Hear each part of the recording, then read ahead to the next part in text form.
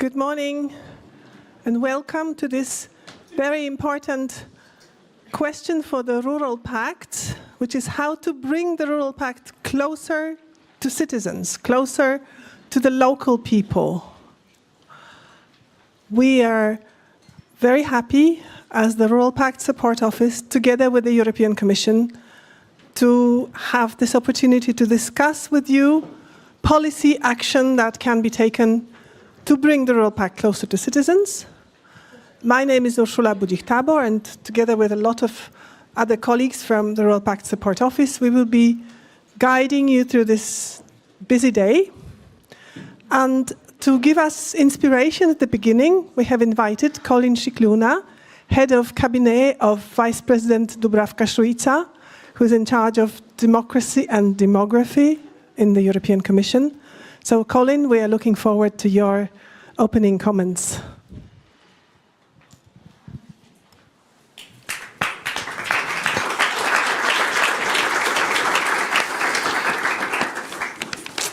Thank you very much. Thank you, Ursula, for the introduction and for getting my name perfectly right, which is not something that happens every day. I'm really very, very glad to be here today. Some of you I've had the opportunity to meet at previous events.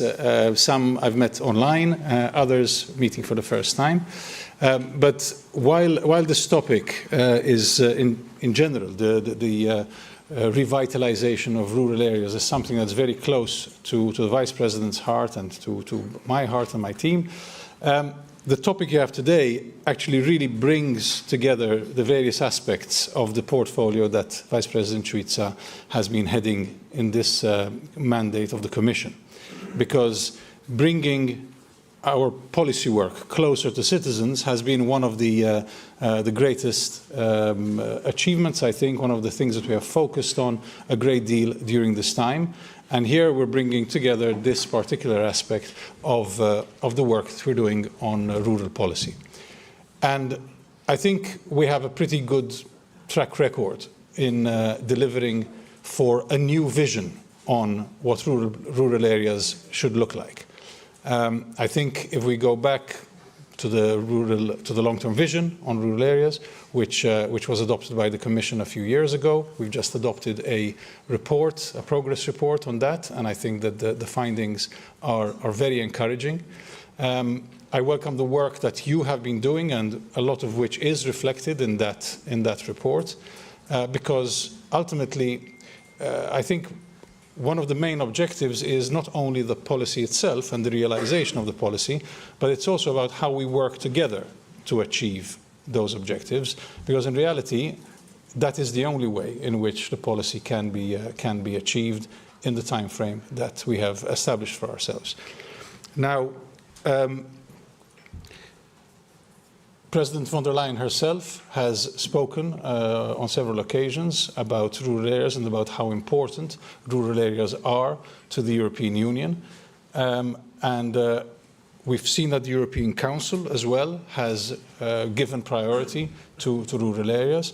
And a lot of what we have been doing is really aimed at looking at every possible and harnessing all the possible solutions that we have at our disposal. Today, as we speak, and this is the reason why Vice President Šuica could not be here herself, the Commission is having a debate in the College on the future of agriculture. And as we've always said, agriculture is a fundamental part of rural life, but we also need to look at what else needs to be addressed. It cannot only, rural policy cannot only be about agriculture. It needs to be about the full range of policy instruments that we have at our disposal. And we also need to look at what is happening on the ground.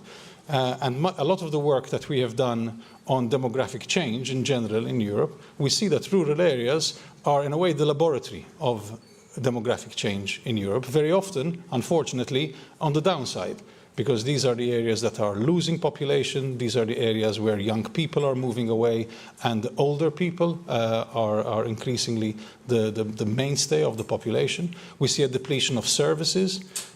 So now that we're trying to turn around the narrative on demographic change, rural areas will continue, if anything, they will increase in their importance, because this is where we need to start with many of the policy actions.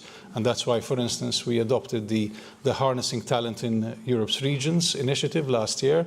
And we see that many of the regions identified as being the ones that need immediate action in this respect are, in fact, regions with a very strong rural character. So, as we go forward, I think that it's very, very timely that now that much of the policy is, in a way, is on track, is in the process of being implemented. But now we also need to make sure that citizens are not only aware of what's going on, but they actually have a stake, and that they also need to be involved in what is going on.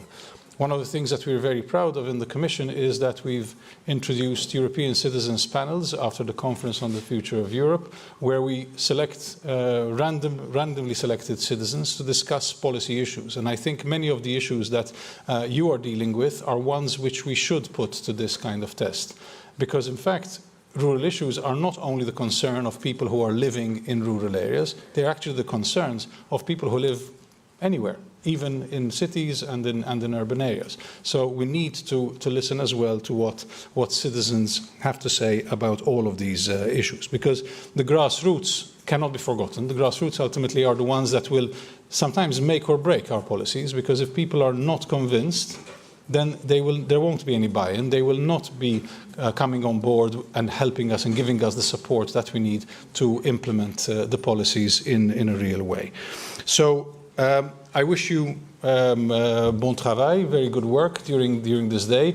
I've seen the agenda that you have is one where you're really striking all the right notes and covering the areas that I will be very interested to listen to the outcome of your discussions. And I wish you the very best and give you thanks.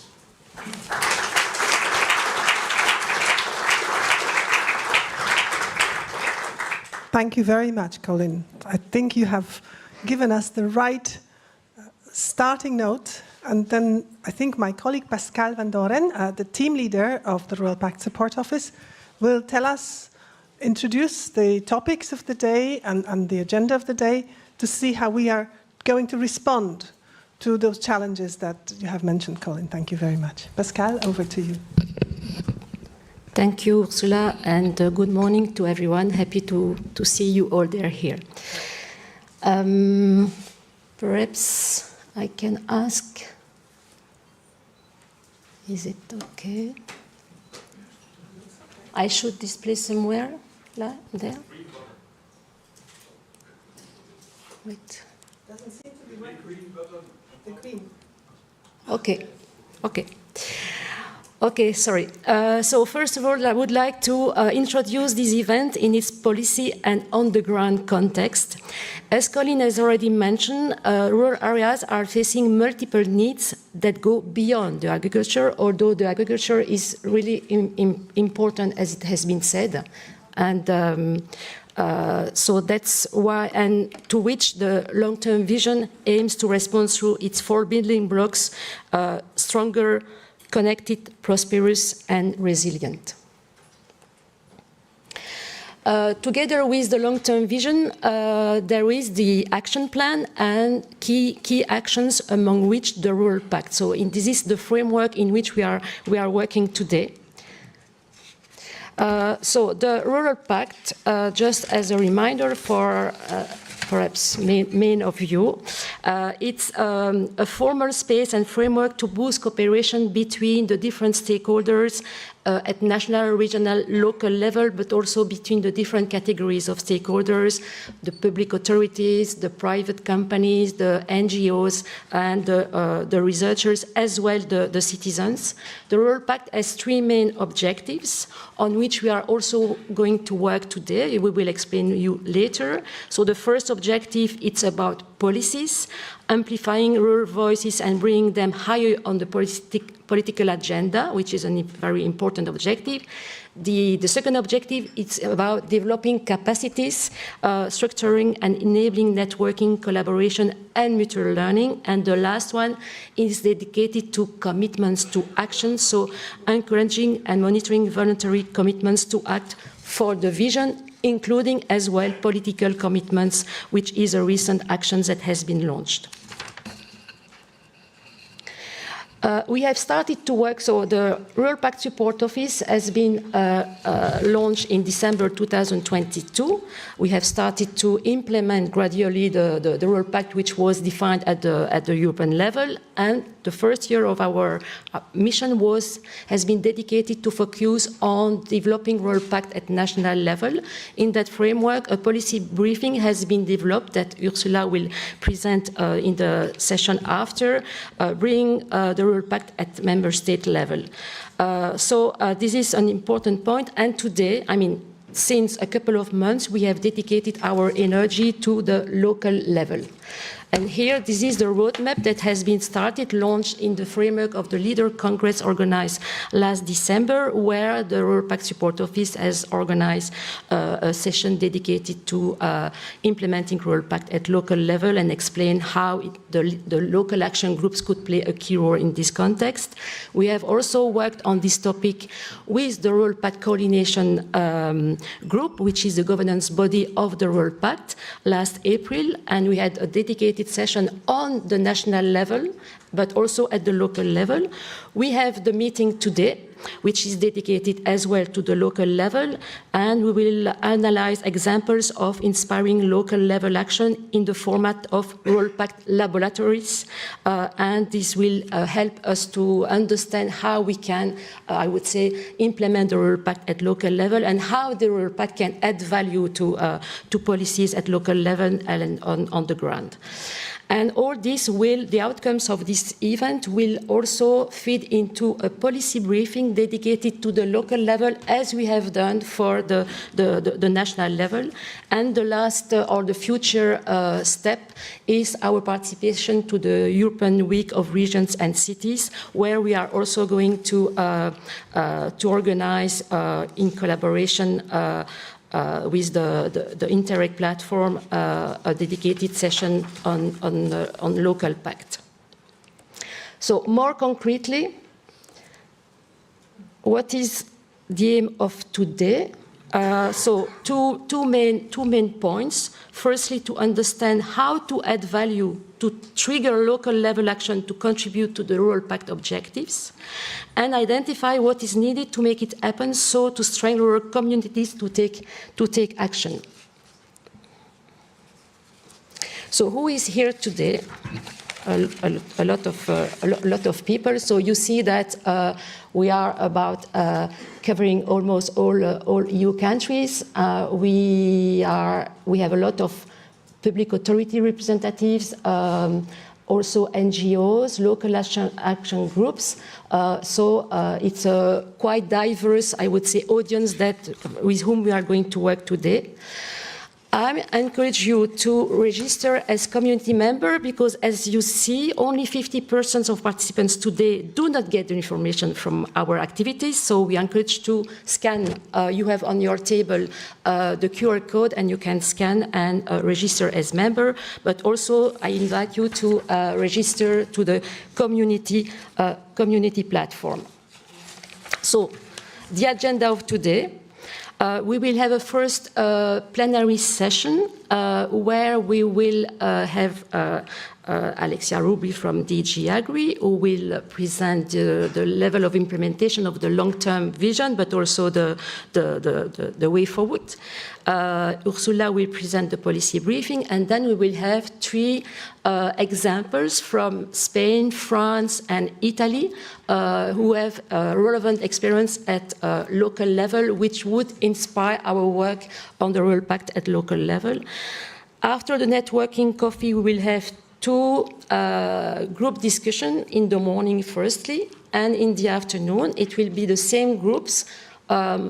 Ursula will also explain how it will work, and it will be based on specific questions that you are going to work either in small groups or in plenary, let's say, within each group. Then we will have a session after the networking coffee, co-creating conclusion and proposals. We will have a panel of rural stakeholders who will also react to the work that has been done so far after the report report back of the working groups. And finally, we will have a keynote listener to bring also her view on what has been done and ways forward. So this is for the agenda, and I think, Ursula, for me, it's done.